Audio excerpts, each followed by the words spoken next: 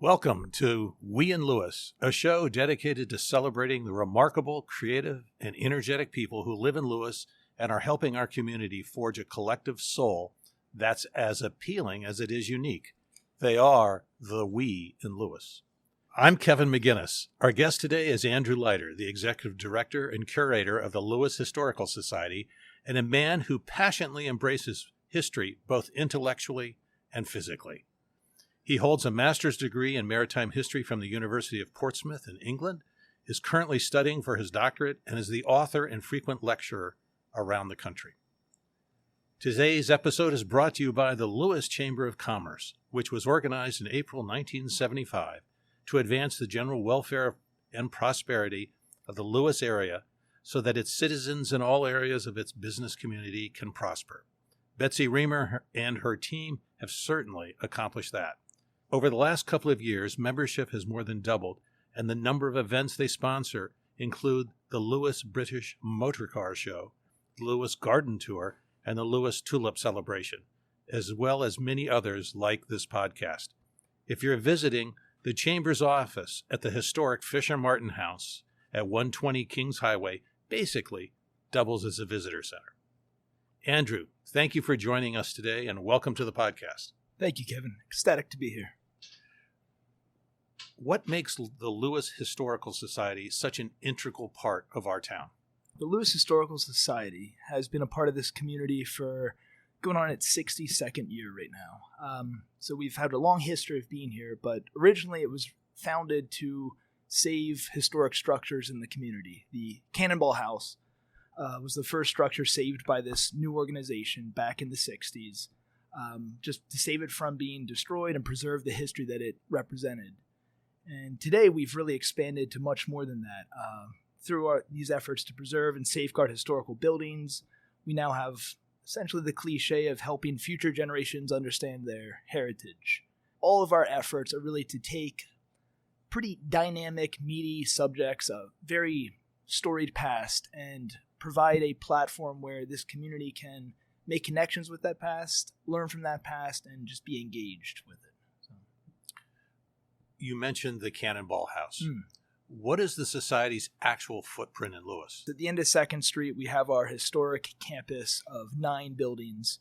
This, going back to the 17th century, was Wiltbank property, so early Dutch property that just kind of morphed into the Society's ground for 9 buildings, ranging from the early 18th century through the late 19th century. So of these 9 up there, we have the Lewes History Museum up on Adams Avenue, adjacent to the Modern Library. We have our Cannonball House, which was the first building the Society really worked to preserve and save. And that's right across the street from where we're sitting in Kindle on Bank Street and Front Street.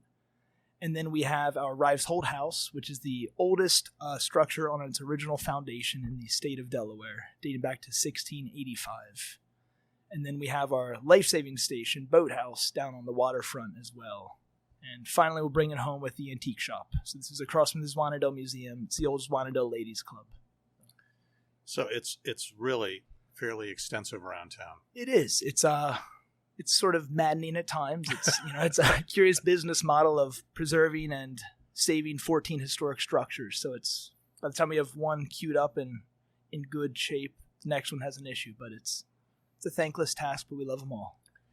For those who don't know, the Society is known for the variety of its events, tours, exhibitions, a sip and silent cinema. I believe you have one coming up called Booze and Brews. Booze and Brews is at the end of October, so October 27th, Friday evening. This is our adult Halloween party of sorts. So it's prior to Sea Witch over in Rehoboth, and the goal with this is just to bring people out to the campus, immerse them in the history in a passive way, while allowing them to sort of enjoy the season, the harvest season, things of that nature. So all of our historic structures will be open. We'll have interpreters in period clothing, sharing ghost stories and folklore and things like that, juxtaposed with a large party tent with the band and beer, thanks to our sponsor, Dogfish Head. This area wasn't exclusively on the colonial side. No, not at all. That's sort of what's endearing about it to me. This was largely a loyalist kind of stronghold, which is interesting. I like to think about it in the context of, imagine we're sitting here in March of 1776 and a British naval vessel, the Roebuck, arrives on the bay.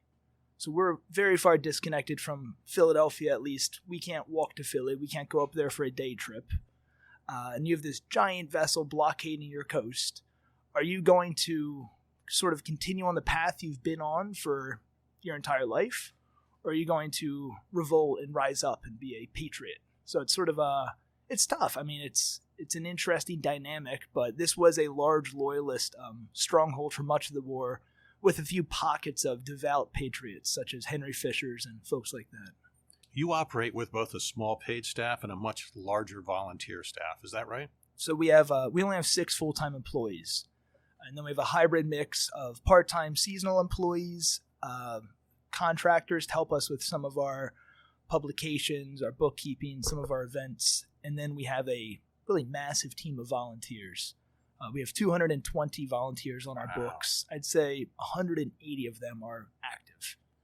And those volunteers do a variety of different things for you, correct? My God, I mean, we could not exist without that team. They are the lifeblood of this organization. So any of our 14 sites, you go to them on any day, you'll find volunteers working there. Right now, up on our main campus, we have our facilities and grounds volunteers painting our new coffee house on the interior. We have our boat build program working in the barn on restoring a late 19th century log canoe. It's a very dynamic team that works in every capacity possible to keep this organization thriving. So if someone were interested in helping out, there are a lot of different things you can do. We could put you to work in the next hour. How are you funded? We're a nonprofit, so we really live hand to mouth more than one would like to, but it's the nature of the nonprofit world. But we're funded through grants, both statewide and national grants, as well as donations, membership, and admission to our museums, to our programs, to our events such as Booze and Brews, Tavern Talks, things like that. So if someone were hoping to contribute, they could make a contribution. Certainly. And it would be tax deductible. Certainly. That's the best part of it. And unrestricted is what you want to write there. So it's very important. So you have brought a lot of energy, sort of a younger vision, if you will. Tell us, what's your idea for the future of the society? We walk a fine line of sort of being a traditional historical society with your exhibitions that people are used to seeing in museum settings, but also we need to play to the other side of being a immersive experience.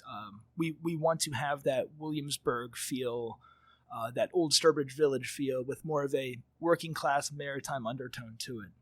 So our main campus up at the end of 2nd Street, we're working on converting, overhauling all of those buildings to depict really, say, 2 finite eras within our past. This will be the 1770s as we lead up to the 250th of the American Revolution, and the 1890s, focusing on the era of, I think, the life-saving station's heyday, the Great White Hurricane, things like that. So the interior of each of these structures are just being completely overhauled to accurately depict the era in which the building was built and provide visitors with an experience where they can really step back into a period in history. So I mentioned our coffee house. We received a generous grant through Mars Heritage Chocolate. It's an incredible organization, but we're looking to replicate a coffee house, which historically could have been in Lewes. Lewes was a big importer of tea, coffee, and chocolate through the 18th century. So we're taking one of our really sort of a building we don't have a lot of history on. We know it was constructed in the late 18th century, and we've overhauled the interior to give it this period coffee house vibe. And we'll be available for tea, coffee, and period chocolate 3 days a week up there. It's more of our family experience to be a partner to our tavern. We're sitting here in Kendall today. What was here back in the 1760s? That's a very timely question. My colleague, our assistant curator, Lucy Allen, and I have been obsessing over this block of 2nd Street for about a year and a half now. It's maddening. We're chasing out deeds, trying to map out what Lewes looked like in the second half of the 18th century. So where we're sitting, juxtaposed between 2nd Street and Front Street, this would have been really a lot of mariners, working mariners living in this vicinity. So some of this land was Wiltbank property. Some of it was owned by Henry Neal. Where we're sitting, This would have been Shanklin property. So the Shanklin family owned part of this. You had captains living on the corner. You had one block over Market Street. This was sort of the roaring entrepot of this entire community. So think market stalls on both sides, where back behind where the King's Ice Cream is today. You had a Market Street bridge stretching over what was Lewes Creek, leading up to the waterfront. So this would have been a really robust, active part of the community for mercantile trade and whatnot. And was Front Street called Front Street? Front Street was Front Street. So and Second Street? Second Street is mostly what it's been called. There's various other names. I mean, Market Street, they called Middle Street at some point. You have Savannah, that was also called Colic Street, based on the family. South Street as well. Mulberry Street was also known as Knitting Street. So it's tough chasing out the names, but Front Street was the street that fronted the water. So this is the street that fronted the Lewes Creek, where you had a lot of a few wharves, you had shipbuilding operations, and you had a safe anchorage to then enter into the Delaware Bay. And Lewes Creek was not the depth it is today. No, I mean, we complain today about how it needs to be dredged, which I know it will be dredged this winter for all those listening. But it was a mess. I mean, it had various bodies of, barely navigable bodies of water, little channels running around islands. You had the Colics, the Fishers, the Halls, each had these little islands in marshland, essentially. It was not an easy body of water to navigate. Andrew, unlike many of us, you don't just read history. You do your best to experience what those who preceded us felt, dressed, and worked. For example, I believe you served on the crew of a historic sailing ship. So yeah, I mean, some folks call it experiential history, some call it experimental archaeology. It's sort of that desire to experience these historical eras firsthand as closely as possible. I had my advisor for undergraduate school at Westchester. He prior to teaching college, worked at Mystic Seaport and sailed all over the world on vessels, did the semesters at sea with students, and spoke how this really helped contextualize what he taught. And that was the aha moment for me. Like, I don't want to just be a office worker or just a pure academic. I'd like to go out on these ships and try to come close to having small moments of, oh, this is what it was like. So that's probably one of my three vices is crewing on old ships. There's worse things in this world, but I was able to, when I first moved to Lewes, do the crew training on the Kalmar Nickel, back when she was still able to come down here. So I got to live on the Kalmar Nickel for a summer and just go through learning the ropes, literally, of everything on this odd Dutch pinnace. So I still crew on her one voyage a year, and it's absolutely, it's amazing. I've had the opportunity with that to then go over to England in 2019. I sailed around a lot of the UK, parts of Ireland, on the Lord Nelson, beautifully named vessel, but it was a tall ship over in England that was meant for crew training and taking at-risk and disabled individuals and letting them experience the sea. So got to sail on that in the summer of 2019. What is it like climbing the rigging of a tall ship? There's nothing like it. It's honestly, it's unparalleled freedom. It's not to be Really? corny. It's amazing. I mean, if you like to climb trees, you like to climb rocks, imagine climbing 100 feet up in the air, just gripping onto these shrouds when you're looking down on a wooden deck and nothing around you but ocean. I mean, just take that moment. That experience is exactly the same as it would have been 100 years ago, 200 years ago, 300 years ago. Nothing has changed about that. So it's absolutely amazing. We, of course, I mean, captains today err on the side of caution. So you're not going to be going up in the tops when there's ridiculously heavy storms or gales or things like that. But a lot of vessels in America don't really love skylarking, as we call it. But in the UK, the captain's like, yeah, go to the top if you want.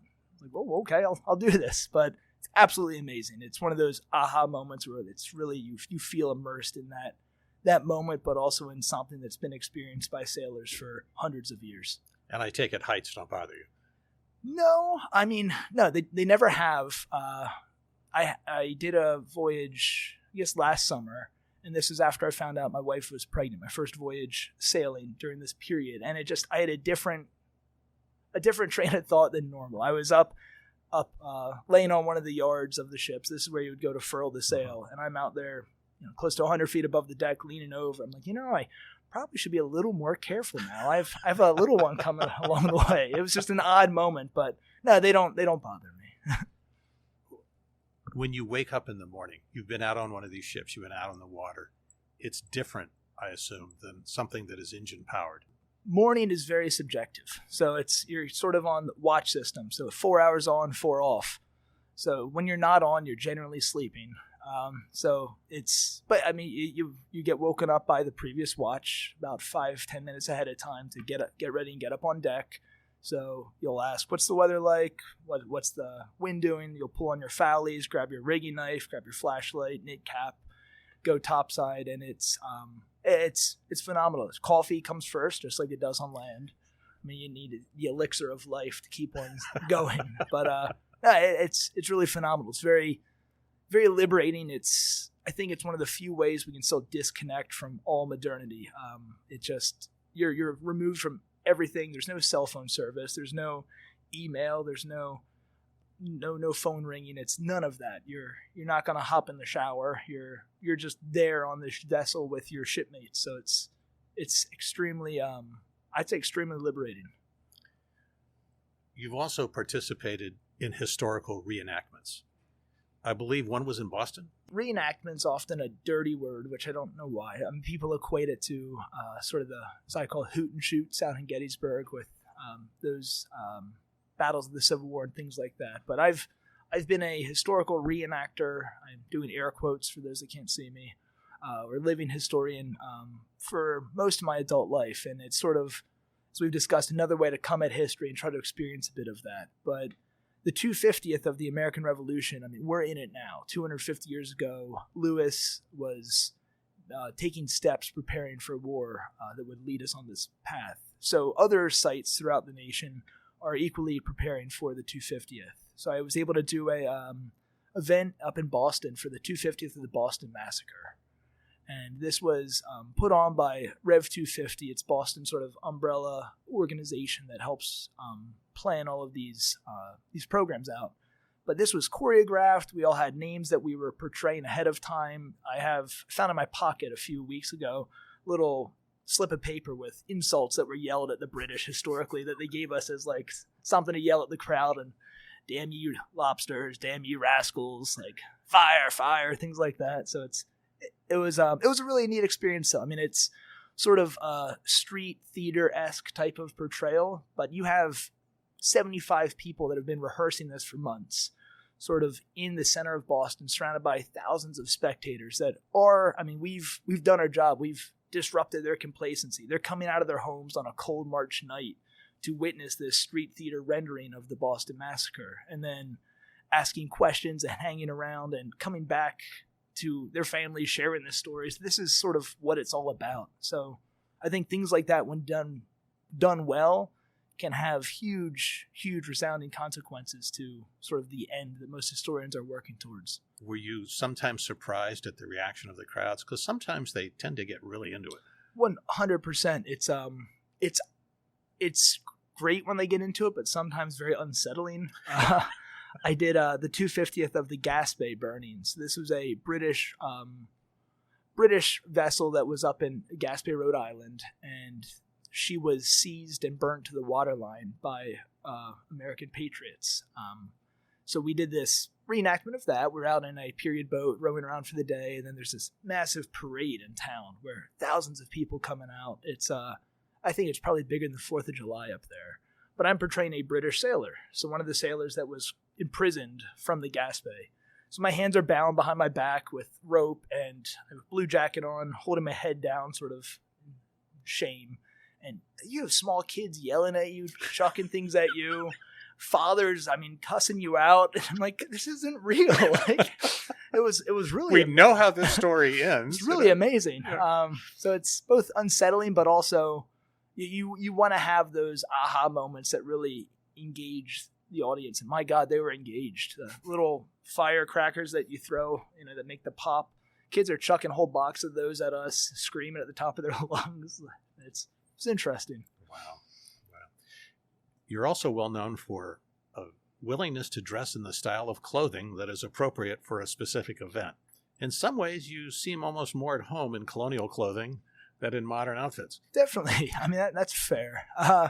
It's another teaching tool at its core. So think just as important it is for what we share verbally to be accurate, our clothing speaks volumes louder than words. I go to Striper Bite some Saturdays I'm working and walk in. It's like, whoa, the pirates are here. It's like, this is good. We're getting somewhere here. You recognize, and I'll ask, what about my clothing says pirate? Like, well, it looks like a sailor jacket. So it's neat having those connections. But I do enjoy period clothing in that it's, at least the working class garments are made for a purpose. So your trousers have sort of what everyone calls diaper butt. Well, my wife mostly calls it's a baggier back of your trousers. This is made so you can bend over and you're not going to blow out a seam. They're working garments. And sailor jackets, so round jackets, workers' jackets are one of my absolute favorite garments. Think of a pea coat, bring it up to your hips and a little more form-fitting. That's all it is. It's the great-great-grandfather of the pea coat. So it's they're fashionable in my eyes, and they serve a function. So. Does it also give you a feel for what it was like to wear those clothes on a routine basis? I mean, I assume they feel a little different. Definitely. The materials that were used. We did, and natural fibers breathe well. If there's one thing I can get across, linen, wool, we're in all natural fibers. You might sweat, but your body will cool itself back down. They're made with a purpose, and people historically were very intelligent. Just last week, I got to crew on the Fame of Salem. I mentioned previously a reconstructed privateer of the War of 1812, and I did so wearing period clothing the whole time. So one of those moments was going out on the bowsprit to furl the one sail. So walked out on the bowsprit. There's foot ropes, and I had on a pair of leather period pumps, so sailor shoes. And historically, sailors would normally wear these shoes when working aloft, but sort of always had the impression they were barefoot. That's sort of that's something that's perpetuated a lot in film and everything. But they wore shoes pretty regularly. But anyway, I went out there and I have these great pair of replica shoes I've never worn before. I step on the foot rope and I'm like, I just feel like I'm going to slide around a bit. So I took them off and barefoot was better. So it was one of those moments where it sort of provided a little bit of evidence, like, maybe they would have gone out here barefoot. It makes sense. And we had a wind kick up. It was 83 degrees, but I had a period wool jacket on with a standing collar and I buttoned it up and I was pretty happy out there. So Wow. One other thing for those who can't see you at the moment, you've certainly embraced the tattoo tradition of earlier centuries. These aren't just random marks, right? These are all telling a bit of your story. Definitely. One of my other favorite vices. There's 3 of them. I warned you.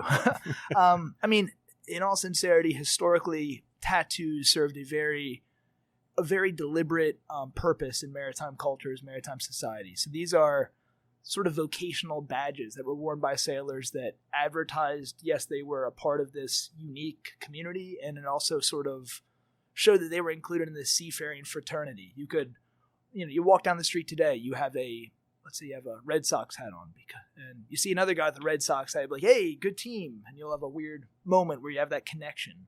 But tattoos advertise that as well, along with clothing. So it's definitely something I enjoy chasing out. These were done historically to mark definitive moments in one's maritime career, great accomplishments. They were symbols of patriotism, religious affiliation, membership. I mean, you see a lot of Masonic tattoos, and they're neat to research. It's one of the few ways we can sort of learn a lot about these sailors, especially those of the early 19th century. You have Seamen's Protection Certificates. So think of an early passport that sailors could get at customs houses. It would provide their name, description of hair, skin tone, and distinguishing marks is the big one I like to chase out. So distinguishing marks would include smallpox scars. It could include wounds from battle, like cutlass wounds, bullet hole here, scar on left hand, bow-legged, or it will include tattoos. Historically, these were used to protect against impressment by the British, but they just provide a wealth of knowledge. This one sailor I feature him in my book coming up. His name was John Thompson. He was a sailor out of Philadelphia, And his protection certificate is absolutely amazing in describing that he has a figure of a spread eagle, stars and flag, and the letters IT 1801 on his arm in India ink. So his spread eagle, this guy's a devout patriot, right? Stars and flag, he's a proud American. IT, it's probably a period-looking J, which appears as an I, so his initials, John Thompson. And to me, 1801 is the year he probably entered the maritime world. And this right there, that provides, a really unique way to chase out this guy's career. So I'm not as deliberate in my approach, but I've gone after similar ones. John Thompson's spread eagle is also depicted on his protection certificate. So when I finished my master's, I had to get the exact same tattoo that John Thompson had. Got sailing around the UK after that voyage. I was the lone American with a crew of British folks and some Irish guys. So I got a tattoo over there of a fully rigged bark with an American flag on one side and the Union Jack on the other. So things like that. I noticed looking at you on your right forearm. Looks like a pirate. So the skull, yeah. So that's I got that after the Boston Massacre. So it's that's a symbolism that you'll see up there in period newspapers, sort of the skulls and crossbones. So it does look piratical, and it sort of has that desired effect too. Tell us about your book. My book is called "Going Among the English Sailors: American Tars in the HMS Belvidera, 1809 to 1813." So really quick rundown on the history. The Belvidera was one of the two vessels that bombarded Lewes in April of 1813. We sort of play this up historically that all that was killed was a chicken and yada yada bing bang, we courageously fended off the British. Well, there was a lot more to this. It's looking at it from more of a social history perspective. I found 22 American sailors crewing aboard the Belvidera. So she was a 36-gun frigate that had 22 Americans. They came to the Navy in various means, but they were bombarding a town of their country. Why? That's the question everyone asks. Why would you do this? So some of this was research I did for my master's. Some of it was work I did with a recent exhibition. But this book gives a little background on the Belvidera, her service history, but then profiles a lot of these individuals, providing a bit more of their life, their maritime career. What did they do prior to, during, and after their service in the British Navy? Were some of them press ganged? Yeah, some were impressed. You have some joined voluntarily. So John Thompson, who I mentioned, a man with a American eagle and stars and stripes on his body, he volunteered to join the British Navy. So here's the big why. We'll pick up the book. You have others like Israel Eaton of Marblehead, Massachusetts, who was pressed twice in the Navy, went to prison in Melville Island up in Halifax, was taken over to Dartmoor Prison, and every time he came back to Marblehead and joined a new privateer and went to sea. He just couldn't escape this. So it's really a neat way to look at the kind of ambivalent nature of identity and nationalism and citizenship at this time. When did your love of history begin? I'd say as far back as I can recall. I blame my mother in the best of ways. She was a history teacher, and growing up, every family vacation would be to some historical destination. We do Easter in Williamsburg. That was just what we did every year. I absolutely loved it. Growing up, we went up to Cape Cod, to Harwichport every summer. That's where I learned to sail, and we would go over to the Nantucket. And the Nantucket Whaling Museum was my favorite place. That was my temple. It was the best place to go as a kid. I loved looking at the whale bones, the history of whalers. All of it was absolutely amazing to me as a young boy, and sort of just that spun out of control, I would say. So I went through the phase where I wanted to be Indiana Jones, like most kids do, and then had the phase where I wanted to be a professor and just give sunset tours on a boat in the evening, which I'll get to some point in my life. But I've always really kind of been drawn to maritime history, and I really have my folks to thank, and just going up to Cape Cod. So. Now, where were you living at this time? York, Pennsylvania. South Central PA, landlocked. We had 2 robust lakes nearby, but no ocean to speak of. And I believe you took up an instrument then? Yes, the bagpipes. A normal sort of What instrument. every 13-year-old boy should start playing. It's looking into, it's done ancestry and whatnot as an adult, but very very intrigued. I really enjoy Irish and Scottish music, traditional instruments. And strangely enough, York had a bagpipe band, and we found this out, and two friends of mine and I decided we were going to learn the bagpipes. So we had this fellow teach us in Gaelic. He would sing the tunes to us in Scots Gaelic, and we'd learn this on it's called the chanter. It's what you'd practice on.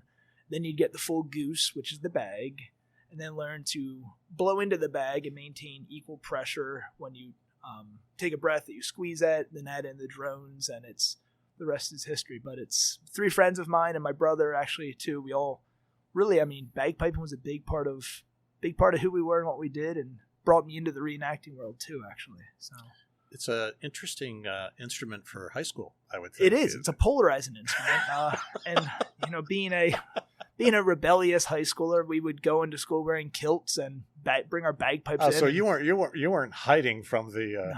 No, not at all. We were in plain sight. Now, did you meet your wife then? I met my wife when I was a senior and she was a sophomore in high school. One of my friends who I bagpiped with, his father was the pastor of this church in a town nearby. And if you want to practice bagpipes, your parents don't want you doing it in the basement. And no one really wants you around. So we were able to practice in the church. When there wasn't a service going on, we'd play over there. And the church also had a youth group. So that was sort of you guys are still around. You got to come to youth group tonight. It's like, okay, we'll come to youth group. And my wife lived in that town, 2 miles from where I grew up, and I met her in youth group. So there you have it. Wow. Now, is she also, by the way, from some of your stories, is she one of the most patient people in the world? She is. She's a saint. She is the most patient woman I know. She gets by with a lot of sort of unbridled sarcasm and just accepts me for the colorful creature I can be, but she enjoys a lot of it too. Does she participate in any of these? To support me, she does, but she says, that's your world, go do your thing. I'm okay. And she's helped out at tavern talks. She likes some Victorian fashion, things like that, but she's very big on this is my passion, just go do it, and she'll support me.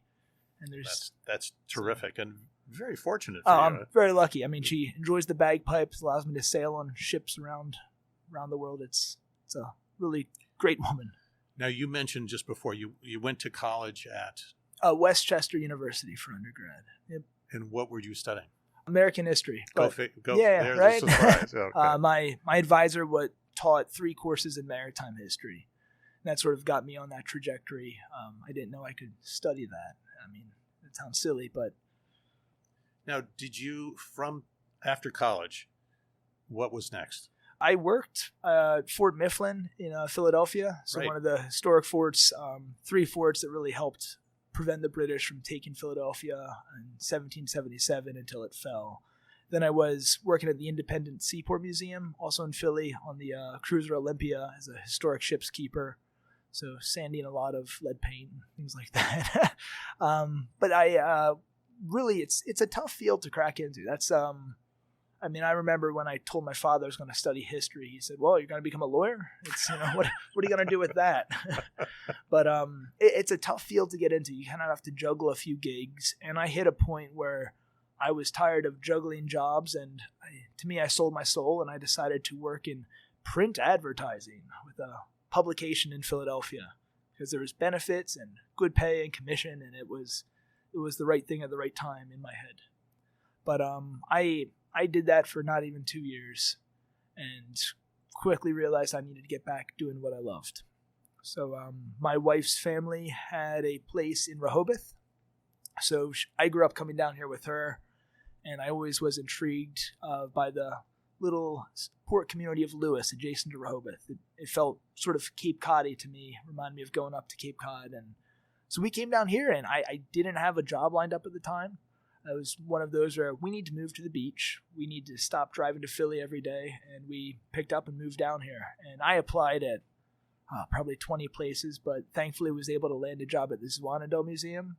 And that was a great fit for really helping me continue to study maritime history. But I also worked at Shorebreak and at the Farmers Market in Lewes. So juggled these 3 jobs and then did research at the same time. And it all worked out. And then that point, I started volunteering with the Lewes Historical Society. I remember reaching out to our current director of education, Marcos, and asked, "Hey, are you guys hiring at all?" He's like, we're not hiring, but we're looking for volunteers to be tour guides. I was like, well, okay, I can do this. And he met me and he was like, "Oh, you're young. I didn't expect that." But so started out as a volunteer with the Lewes Historical Society back in 2015 when we first moved down here. And then you got your master's. So I decided I needed to. I wanted to work in the field of history, wanted to make this my career, get back on track. So I started a master's program over at the University of Portsmouth over in the UK. And they had a naval history master's program that was a hybrid program, so I could do part of it at home from the comfort of my laptop, which was very helpful during COVID. And then I was able to really chase out some British maritime history with an American perspective, which was really rewarding. Did these, given the sales job, Sure. which I bet you would have been very good at even if you don't like. But, Yes. But given all of these different positions, did they sort of help prepare you to know how to run a foundation? I'd say yes and no, honestly. It's working at various jobs in this community of Lewes really helped me to understand a bit more of this community. I love living here and that there is a community. It's a small town. This is something it's not common to have a community like this. And volunteering for the Historical Society was the best thing for me. Starting out as a volunteer, then I was a part-time education assistant, and I've had 5 different positions within the society to sort of get an understanding of every facet of this organization. I've never been a director before anywhere. I say all the time I'm a better historian than I am director, but I hope I have a vision that I think my colleagues are all behind, and I know the end that we want to work towards.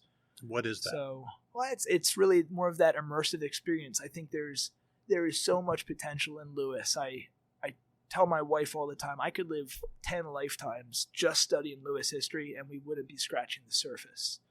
And there's a lot of work that needs to be done, too, to tell a bit more of a holistic and inclusive rendering of the past. So that challenge is really what motivates me and why I took on this position. So. Have there been efforts to discover the first settlement? Yeah, there have. There was a big one. Could it be arguably underneath us now? Or sure. There was the large study back in the 50s, I want to say it was. And then Ed Otter, local archaeologist, has recently been working up at the Lewes Dairy site, where a lot of people believed the original European settlement to be. And it's not looking like it was there. But Ed is confident he knows where it is. I'm sure we'll learn more soon. Lewes's history it's extremely colorful. It's extremely broad. We've just scratched the surface. There was, I don't know, a lot of people watch Yellowstone. This is related, I promise. There's an episode in Yellowstone where one character said history is the dominant culture's justification for its actions, which I feel that way sometimes looking at sort of the first town and the first state as our little motto. It's like, well, it's the first European settlement attempt in the first state to later ratify the Constitution. But that had been inhabited for a long time. Exactly. There's so much more before that, and there's so much more after that. So I think that's sort of the challenge to those of us that work in this field, and it's also the motivator. We need to do a better job of interpreting the past. Really, to me, it's through that social lens. The people are what make this community. The people are what have always made this community. So highlighting those different cultures and those different individuals and how they helped make Lewes what it is today is sort of the duty of us working in history. Having gotten to know this area on so many different levels, what is it about Lewes that makes it so welcoming and proud of its history? I think we're very lucky. I know it has a mixed sort of past and reaction, but having a preservation commission, we're lucky that there's been early efforts to preserve the historic district. The historic district really is this bubble in this just kind of constantly being redeveloped land. Look at Rehoboth, look at up New Road. Thankfully, this historic district has been able to maintain its autonomous nature of really keeping these buildings intact. So that's one facet that has benefited this community historically. On top of that, I mean, it's a very unique community like other port towns in that our history is not just the history of this 1.5 square miles, if you don't want to include the folks on the other side of Route 1, which is where I live. But it's the history of those Philadelphia. The Delaware connects us to Philly. It's the history of the broader Atlantic. I like to look at Lewes, think of Lewes in its maritime heyday as a burgeoning maritime port. So you'd have vessels from all over the world in the harbor inside of the breakwater for protection, with the crews of these ships throughout 2nd Street, down at the market, going to different taverns that would have lined 2nd Street. And it would have been this cacophony of different languages, different cultures, and it's just this massive melting pot of sort of the globe at the time. And then that still can be said in Lewes. That should be what we try to share and what we try to research and make connections with. One final question. When you walk down the street and you see what you see if anyone walks down the street today, given all that you know, do you also see the past sort of lurking around on the sides? 100%. Yeah, that's and that's the goal. That's what we want. We want everyone to feel that. We're working on a research project that's going to sort of provide visitors with the ability to see what 18th century Lewes looked like. But it is everywhere. It's not hidden. It's in plain sight, that history. Looking at street names, looking at plaques on buildings, looking at the water. It's what makes this community what it is today and the draw it is today. And once we get a tall ship here, it'll really be bring that home. So. Andrew, again, thanks for joining us today. It's been a fantastic tour with you through all that you're doing, all that the society is doing, and a very colorful and interesting experience that you've had in your life. Thank you, Kevin. Really appreciate it. And thanks to our sponsor, the Lewes Chamber of Commerce. If you're a new business in town, there's no better way to meet your peers than through the Chamber. And thanks to you for being a listener and supporting the podcast. Follow us on our Instagram and Facebook accounts, We in Lewes, the podcast, and please feel free to share your thoughts and comments. Till next time, this has been We in Lewes, the podcast.